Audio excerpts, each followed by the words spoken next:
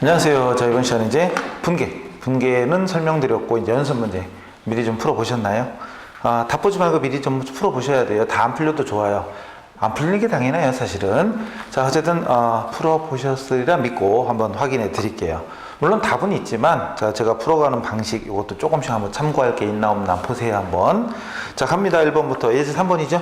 예제 3번. 자, 문제가 거기 30개가 있잖아요. 그 30개 있는 거, 그거를 해보도록 합시다. 1번부터. 분계는 결론적으로, 분계를 하기 위해서는 두 개를 알아야죠. 분계. 하나는 계정 과목을 알아야 됩니다. 계정 과목을 알아야 됩니다. 그 다음 두 번째는 어느 변에 적어야 될지 결정해야 되기 때문에 거래의 8요소를 알아야죠. 이게 정석입니다. 맞죠? 자, 그 다음 이건 정석이고 좀 간편하게 할 수 있는 방법, 간편법. 간편법은 어떻게 된다? 기억나요? 간편법. 돈이나 물건이, 돈, 현금이나 뭐 상품, 뭐 건물, 비품, 이런 돈이나 물건이 들어오면 차변, 나가면 대변이었죠. 기억납니까? 무득인데 그러면 안 돼요. 자, 또 하나 있죠. 또 하나. 없어질 때, 없애줄 때. 간편법. 없애줄 때. 없애줄 때. 즉, 소멸시킬 때. 장부에서 제거할 때. 차감해줄 때. 이럴 때 어떻게 해라? 역분계. 그렇죠. 역분계. 이런 것들이 간편분계법입니다.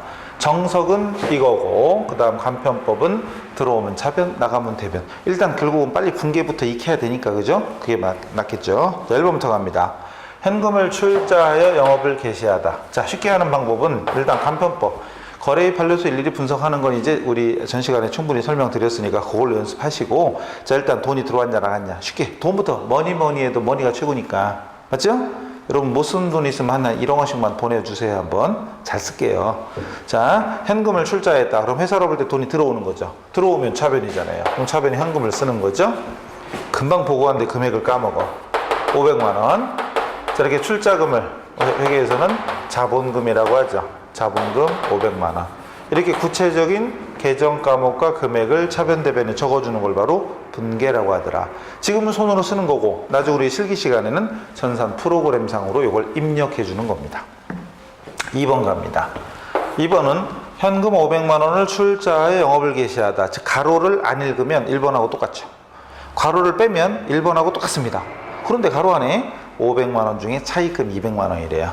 어쨌든 차입은 빌려온 거잖아요. 어쨌든 빌려왔든 훔쳐왔든 돈은 들어옵니다. 들어오면 차변 현금 500만 원. 근데 아까랑 다른 점은, 아까는 전부 다 500만 원이 자본금이 됩니다. 그러나 지금은 그 중에 200을 빌려온 거니까 차입금이죠. 단기 차입금. 기간 개념이 없습니다. 단기로 보시면 돼요. 200만 원. 그럼 자산에서 부채를 뺀 나머지가 자본금이 됩니다. 그럼 자본금은 500에서 200을 뺀 300만 원이 됩니다. 그래서 처음 진짜 초짜는 2번 분계에서도 틀린 사람 있을 거야, 아마. 사실 이 정도는 이미 다 알고 있어서 이 강의조차 안 듣는 사람도 많을 겁니다. 그래서 회계 2급 수준을 배우고 왔거나 학교에서 좀 배웠다 그러면 지금 이런 기초 강의는 건너뛰고 들어도 됩니다. 3번 현금을 대여하다. 대여라는 말 뜻을 모르면 얘기가 안 되죠. 끝났어요. 자, 돈 빌려줬다. 빌려줬으니까 돈은 들어온다 나간다? 나간다. 나가면 대변이 현금 50만 원, 100만 원. 자, 돈 나간 거 대변에 쓰고 돈 나간 이유가 빌려준 거니까 대여금이죠. 단기. 장단기 얘기가 없으면 단기로 보시면 돼요. 단기 대여금 100만 원 이렇게 됩니다. 그 다음 4번 대여금과 이자를 현금으로 받았대요. 자, 조금 아까 돈 빌려줘서 대여금이라는 채권, 이건 채권이죠. 이건 지금 대여금이라는 채권입니다. 받을 돈, 그죠? 채권이 발생인 거죠. 그 자산 증가입니다. 빌려줬으니까 채권이 발생한 거였단 말이죠. 근데 지금은 빌려준 돈과 이자를 현금으로 받았습니다. 돈 들어오죠. 들어오면 차변에 일단 현금을 적으면 되고, 그리고 조금 아까 빌려줬던 돈을 받았으니까 이제 채권은 소멸되는 거죠. 소멸. 없애줄 때는 역분계라. 반대쪽에 적어라. 그럼 대변에 단기 대여금부터 없애줍니다. 근데 다 받은 게 아니고 80만 원 받았죠. 그죠? 80만 원. 그리고 이자를 받았으니까 이자 수익 발생은 대변. 요게 10만 원, 10만 원. 그럼 결국은 돈 들어오는 건 대여금과 이자 합쳐서 90만 원이 현금으로 들어오게 됩니다. 이렇게 분기하는 거. 지금 여러분 어쨌든 차변부터 쓰든 대변부터 쓰든 그건 상관없지만 지금 제가 은연중에 차변부터 쓰는지 대변부터 쓰는지를 잘 봐두시면 훨씬 도움이 될 겁니다. 그죠? 그 다음 여기 있는 대여금은 이 대여금이라는 채권이 지금은 소멸되는 거죠. 자산 감소입니다. 아까는 채권, 자산이 증가하는 것이고 지금 채권이 소멸, 자산이 감소하는 거죠. 자산 증가 차변, 자산 감소 대변입니다. 5번 현금을 차입받다 빌렸죠. 근데 이거 하면서 눈치챘겠지만 지금 1번부터 8번, 9번 이런 것들은 그 앞에 있던 예제 2번이었나요? 그 결합관계 표시하는 거랑 똑같습니다. 그죠? 2번 빼고는 똑같은 거잖아요. 그러니까 그런 것들이 익숙해야 되는데 계속 처음 보는 것 같아. 이게 뭐다냐 막 이러고 있으면 곤란합니다. 자, 5번 갑니다. 5번. 대현금을 차입했대. 돈 들어왔죠. 빌려왔으니까 돈 들어오는 겁니다. 들어오면 차변. 차변에 현금 50만 원. 빌린 돈은 차입금이라고 하니까 대변에 차입금. 단기 차입금 하면 되겠죠? 장단기 없으면 단기로 보라 했어요. 단기 차입금 50만 원. 그 다음 6번. 차입금 30만 원과 이자 5만 원을 현금으로 갚았대요. 빌린 게 아니라 갚은 겁니다. 이번에는. 자, 일단 쉽게 하려면 돈부터 따지면 돼요. 뭐니 해도 머니가 최고니까. 그죠? 돈이 빌린 돈을 갚았으니까 돈 나갑니다. 나가면 대변이죠? 대변 현금부터 쓰고요. 돈이 나간 이유를 차변에 쓰면 됩니다. 그 이유가 빚진 거 갚은 거죠. 차입금이라는 부채일 감소. 부채 감소입니다. 그럼 차변에 단기 차입금 30만 원이었죠? 그 다음 이자도 줬으니까 이자 비용이라는 비용 발생 5만 원이었죠? 그럼 돈 나간 건 총 35만 원 이렇게 됩니다. 됐죠? 간단합니다. 다 맞았죠? 예. 그 다음 7번 갑니다. 자, 요건 위에는 좀 지우고 가야 되겠네요. 자, 들어오면 차변, 나가면 대변. 없애줄 때는 역분계라는 간편법을 좀 알아두시고 7번 갑시다. 7번은 대여금에 대한 이자를 현금으로 받다. 말씀드린 대로 예제 2번하고 똑같다는 거 아시겠죠? 어쨌든 대여금에 대한 이자 받았는데 주의할 점은 4번과 7번이 다르죠? 4번은 대여금도 받고 이자도 받은 거야. 근데 7번은 이자만 받았죠. 일단 돈 받았으니까 돈이 들어옵니다. 들어오면 차변. 차변에 현금 5만 원. 그리고 이자 받았으니까 대변에는 이자 수익을 쓰면 되겠죠? 이자를 받으면 이자 수익. 이자를 주면은 이자 비용이 됩니다. 8번은 차입금에 대한 이자를 현금으로 지급했다. 이자를 줬어요. 돈 나갔죠. 나가면 대변. 대변에 현금. 이것도 5만 원인가요? 3만 원이네. 네, 3만 원. 자, 이자를 준 거니까 이번에는 이자 비용이 되겠죠. 그렇게 되겠죠? 자, 지금 제가 어느 배부터 쓰는지 이런 것도 은연중에 배우시면 훌륭하다. 나중에 실무할 때도 도움 될 겁니다. 자, 9번은 또 뭐다냐? 상품을 매입하고 현금 줬대요. 상품 사고 현금 줬어요. 상품을 먼저 쓰든 현금 먼저 쓰든 상관없습니다. 자, 근데 돈부터 쓸까요? 돈 나갔다. 나가면 대변. 대변에 현금. 그리고 상품 샀어요. 금액은 80만 원. 그리고 상품 샀으니까 차변에 상품이 들어옵니다. 그죠? 상품이 80만 원이 들어옵니다. 그럼 상품 들어오고 현금 나가고. 그러니까 분기를 봐도 거래 내용을 파악할 수가 있겠죠. 그 다음에 10번 상품을 외상으로 매입. 어쨌든 상품을 사왔죠. 그럼 상품이 들어오네요. 들어오는 거 똑같죠. 차변의 상품 50만 원. 근데 조그맣게는 현금 주고 샀는데 현금 나갔죠. 근데 이번에는 외상으로 샀어요. 그리고 외상 매입금. 외상 매입금. 외매입 이렇게 쓸게요. 외상 매입금 이렇게 됩니다. 11번 외상값을 현금으로 갚았습니다. 돈 갚았죠. 돈 나가죠. 나가면 대변. 대변이 현금. 다 갚은 게 아니라 다 갚았네? 50만 원 다 갚았네요. 50만 원 다 없어지고 그리고 아까 외상매입금이라는 부채 대변에 있었죠. 근데 갚았으니까 차변으로 와서 없어집니다. 부채 감소. 그래서 거래입 판료소, 부채 증가, 부채 감소, 자산 증가, 자산 감소는 따질 수 있어야 됩니다. 자, 부채는 원래가 대변. 근데 갚았으니까 부채 감소 차변이 되는 거예요. 아까 계속 했죠. 대여금 자산 발생은 차변, 소멸은 대변. 차입금은 부채의 발생은 대변, 부채 감소, 소멸은 차변. 이런 식으로 항상 우리 거래의 판료소 개념 그대로 적용이 됩니다. 이건 회계가 시간 지난다고 바뀌는 게 아니라 절대 불변의 진리입니다. 거래의 판료소는 꼭 숙지하셔야 돼요. 그래서 부채 증가는 대변, 부채 감소는 차변. 쉽게 할 때는 돈 나가고 외상값 쓰면 됩니다. 간단하죠. 12번. 12번 넘어가야죠. 상품을 55만 원은 매출 팔았어요. 돈은 현금으로 받았대요. 돈 받았죠. 들어오면 차변이잖아요. 차변이 현금 55만 원. 그리고 우리 전산회계에서는 상품을 팔면 대변에다가는 상품 매출 이렇게 적습니다. 상품 매출 수익입니다. 수익. 현금 들어왔고요. 13번 상품을 외상으로 팔았답니다. 이번에는 외상으로 팔았다. 어쨌든 상품 파는 건 똑같죠. 물건 팔면 돈 버는 겁니다. 수익, 대변이죠. 대변의 상품 매출이 됩니다.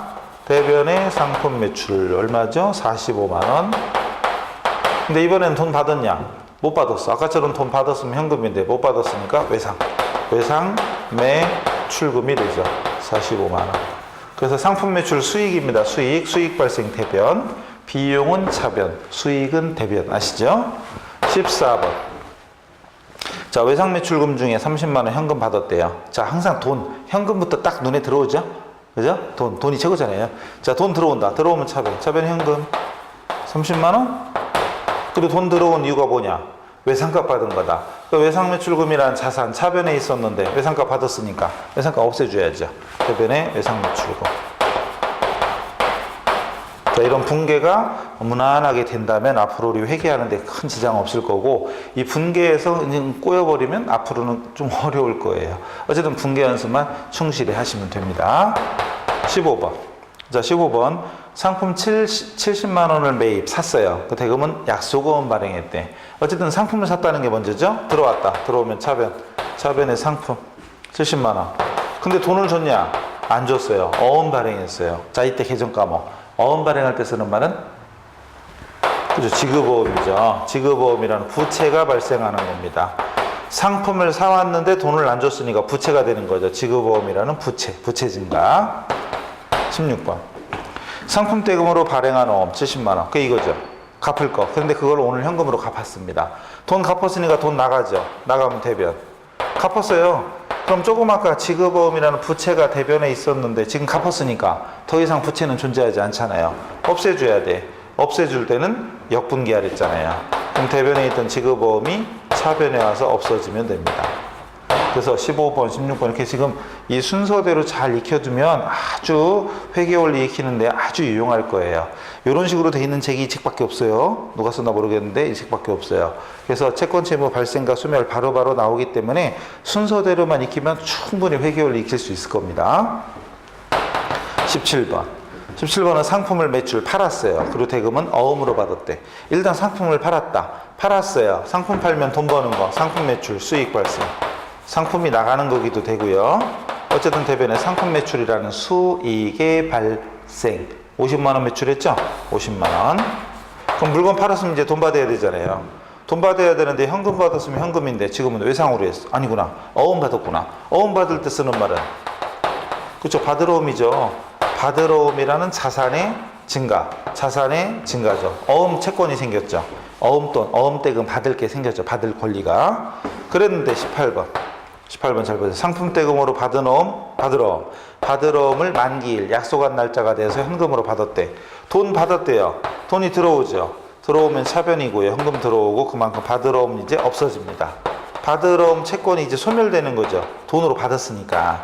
그래서 어음 채권이 발생은 차변, 어음 채권 소멸은 대변. 이렇게 자산 증가, 자산 감소 항상. 지급어음은 대변에 있다가 차변에 가서 없어지고, 받으러오면 차변에 있다가 대변에 가서 없어집니다. 그래서 제가 이렇게 외상매입금, 외상매출금, 지급어음, 받으러옴, 발생과 소멸 이렇게 쭉 써놨잖아요. 이럴 때 확실히 익혀두세요. 중요한 겁니다. 19번 갑니다. 현금을 당좌 예입하다. 예입했다는 얘기는 은행이 통장에 집어넣었다는 얘기예요. 그럼 내 주머니에 있던 돈이 은행으로 가는 거잖아요. 주머니 돈이 나갑니다. 나가면 대변이고 현금이고, 투차변에는 예금 통장 돈이 늘었으니까 당좌 예금 통장에 돈이 증가됩니다. 150만 원. 어떤 사람은 초짜들은, 완전 초짜들 처음 할 때는 현금을 당좌 예금 시키면 현금이 들어와요 나가요? 그러면 들어와요. 들어와요. 들어오면 얼마나 좋아. 내 통장에 돈 집어넣는데 내 주머니에 돈이 또 들어와. 내 주머니에 돈 들어오는데 예금 통장도 증가해요. 어우, 무한 증가인데 계속 재산 금방 풀겠는데요. 100만 원 통장에 넣었는데 내 주머니에 100만 원 들어와. 이게 뭔 소리지? 이상하죠? 제 주머니에 있던 돈이 은행으로 들어가는 거니까 내 주머니 돈은 나가고 은행 통장이 증가하는 거죠. 현금은 나가고 통장 예금이 늘어나는 겁니다. 당연하지만 이거 초짜들은 이것도 많이 헷갈려 해요. 자, 그 다음들 답은 다 있지만 일단 풀어드릴게요. 풀어드리면서 필요한 설명 첨부할 테니까 한번 잘 보시고 여러분 푸는 거랑 선생님 푸는 건 이렇게 좀 다르구나 이런 것도 알아두면 좋겠죠. 그 다음 20번이구나. 20번 보세요. 20번은 중요해요. 현대상사 주식이나 채권. 사실 완전 생기초 때는 안 해도 되긴 하지만 그래도 이런 원리는 알아야 되니까 주식 100주를 단기 투자, 단기 매매 목적으로 10,000원씩 구입했어요. 한 장당 10,000원씩. 대금은 수표 발행했습니다. 자, 일단 주식을 살 때 쓰는 말은 단기 매매 증권. 단기 매매 증권이고요. 금액은 100주를 샀는데 10,000원씩이죠. 100주 곱하기 10,000원이에요, 그럼. 100장, 100주 곱하기 한 장에 10,000원. A자 붙으면 하나당이죠. 하나 단가. 그러니까 100만 원이 되는 것이고요. 대금은 수표 발행했으니까 수표 발행하려고 하는 예금이 당좌예금이었고 수표 발행하면 결국은 당좌예금이 빠져 나가게 됩니다. 됐죠? 그 다음 거 잘 보세요. 21번. 이분계는 완전 초보들한테 좀 어렵습니다. 완전 초보들한테는 21번 소유하고 있던 현대상사 주식 50주 주당 원가 10,000원짜리를 12,000원에 처분 팔았습니다. 팔고 대금 현금으로 받았대요. 조금 아까 사왔던 건 100주였어요. 근데 오늘 그 중에 50주를 파는 겁니다. 팔았으니까 단기 매매 증권이 나가는 거죠. 나가면 대변의 단기 매매 증권. 이때 여기다 금액을 얼마 적을 거냐 이게 포인트예요. 좀 어려운 말로 하면 장부가입니다. 어려운 말로 하면 장부에 적힌 금액. 즉 50주를 원래 100주였잖아요. 근데 사올 때 10,000원씩이었죠. 그럼 50주를 10,000원씩 샀다고 장부에 적어놨잖아요. 그게 장부가액이 50만 원이 되는 거예요. 쉽게 하려면 100주 중에 50주니까 반이잖아요. 그럼 100만 원에 반띵 50만 원. 그럼 간단하죠. 근데 이론적으로 하면 어려운 말로 하면 장부가입니다. 근데 오늘 팔아서 돈을 받았어. 현금으로 받았으니까 현금 들어오죠. 들어오면 차변인데 얼마 들어오냐. 자, 50주를 팔았는데 주당 12,000원씩 팔았죠. 50주에 12,000원씩이면 60만 원이 됩니다. 암산 안 되면 계산기 두드려야 돼요, 빨리. 쌀집 계산기 간단한 거, 기능 없는 거, 공학용은 안 됩니다. 쌀집 계산기는 우리 시험 볼 때도 가져갈 수 있으니까 없으면 쌀집 계산기 하나 구입하시고 너무 싼 거 말고 좀 웬만한 쓸만한 거 사세요. 자, 그럼 어쨌든 50만 원에 사왔던 걸 60만 원에 팔았으니까 나머지는 단기 매매 증권 처분이익이라는 계정 과목을 쓰게 됩니다. 10만 원. 단기 매매 증권 처분이익. 이 분계 틀을 익혀두세요. 처음 하는 사람은 좀 어렵지만 익혀둬야 됩니다. 자, 나갈 때 금액은 장부가로 적는다. 장부에 적혀있던 금액, 결국 원가죠. 그리고 차변에 처분가에 돈 들어온 거, 그 나머지가 처분이익. 만약에 손해봤으면 처분 손실. 자, 그 다음 문제입니다. 22번. 22번은요. 자, 소유하겠던 현대상사 주식 50주, 주당 원가 10,000원짜리. 똑같아요, 우리랑. 근데 이번에는 9,000원씩 팔았습니다. 처분. 그리고 현금으로 받자마자 당좌 예입하다. 일단 팔았으니까 똑같아요. 나갑니다. 나가면 대변. 그럼 대변은 단기 매매 증권. 이때 나갈 때 금액은 똑같아요. 장부가를 적어라. 똑같습니다. 근데 이제 결론적으로 아까 100만 원 중에 50만 원 나가고 나머지 50만 원어치인 거죠. 50만 원. 그리고 처분대금 팔아서 돈을 받아서 당좌예입시켰죠. 그럼 차변에 당좌예금이 됩니다. 차변에 당좌예금. 근데 얼마씩 팔았지? 주당 9,000원. 50주에 9,000원입니다. 얘는. 그럼 50주에 9,000원. 한 장당 9,000원씩. 59, 45. 45만 원이 되죠. 근데 장부가액은 50만 원이었죠. 50만 원인데 50만 원짜리를 45만 원 받고 팔았으니까 손해본 겁니다. 그럼 이럴 때 단기 매매 증권 처분 손실 이렇게 해야 됩니다. 단기 매매 증권 처분 손실 이래야 됩니다. 비싸게 팔았으면 처분 이익이고 싸게 팔았으면 처분 손실이죠. 주당 10,000원에 사왔던 거 12,000원에 팔면 이익이고 주당 10,000원에 사왔던 걸 9,000원에 팔으면 손해죠. 이게 이익 손실 적으면 됩니다. 이거 잘 하셨어요? 자, 초짜들한테는 20번, 21, 22 이게 조금 어려운 문제입니다. 자, 그 다음에 23, 24는 거의 안 나와요. 근데 한 번 좀 해보자 이거지. 23, 24는 조금 덜 중요한 거. 엑스터지 회사의 주식 사채. 주식이 아니라 사채입니다. 사채 100만 원을 단기 투자 목적으로 구입하고 월 말에 주기로 했다. 일단 구입했으니까 똑같아요. 단기 매매 증권. 주식이나 채권은 단기 매매 증권으로 처리합니다. 단기 매매 증권. 100만 원 주고 샀나요? 100만 원. 그리고 대금 월 말에 주기로 했다. 자, 대금을 월 말에 주기로 했잖아요. 나중에 이때 상품을 사고 나중에 주기로 했으면 외상매입금.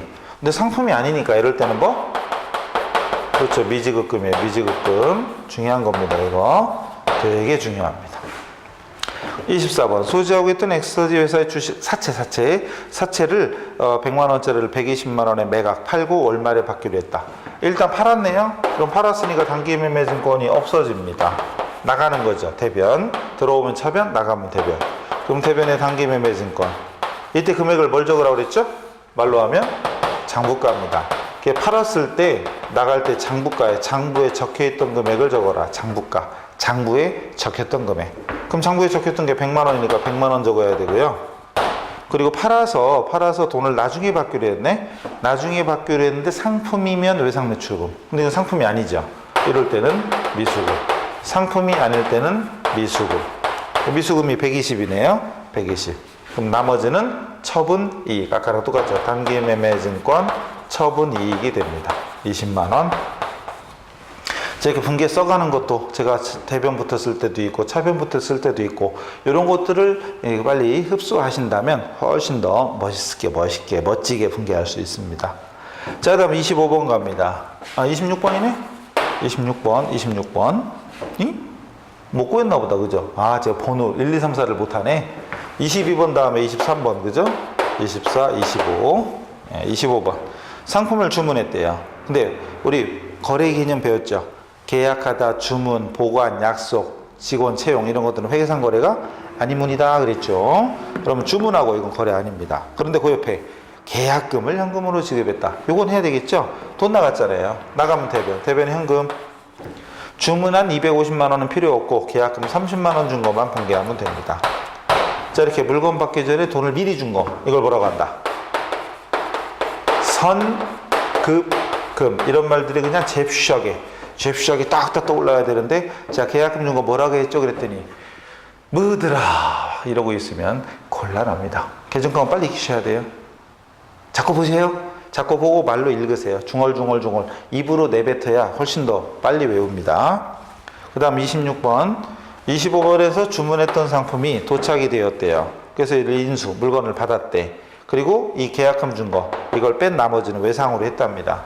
자, 계약금을 준 게 있었는데 물건이 도착했어요. 그럼 상품이 들어온 겁니다. 250만 원이 들어왔어요. 자, 근데 이때 상품이 들어왔으면 돈 나가야 되는데 나가는 거 적기 전에 우선 계약금 준 거, 선급금 이거부터 없애줘야 됩니다. 자, 생각해보세요. 만약에 지금 물건을 다 외상으로 샀다고 치면 외상매입금이 250인가요? 아니잖아요. 미리 30만 원 준 게 있잖아요. 근데 그것도 까야 돼. 그러니까 주문한 상품이 도착되면 먼저 준 계약금, 선급금을 먼저 없애줘야 됩니다. 그래서 선급금부터 까고 나머지는 어떻게 했죠? 나머지는 외상으로 했대요. 외상매입금이 되는 거죠. 그 외상값은 250이 아니라 220이 맞는 거잖아요. 왜? 30만 원은 미리 줬으니까. 그러니까 계약금 줄 때는 선급금 차변에 적었다가 물건 도착하면 선급금부터 없애줍니다. 시험에 이거 잘 나와요. 둘 다 잘 나옵니다. 시험에 계약금 줄 때 분계도 잘 나오고 계약금 있는 상태에서 물건 사왔을 때 회계처리 이것도 잘 나옵니다. 중요한 거예요. 자, 많이 했죠? 이제 몇 개 안 남았죠? 예, 중요한 거 거의 다 했네. 중요한 건 거의 다 했네. 그 다음 27번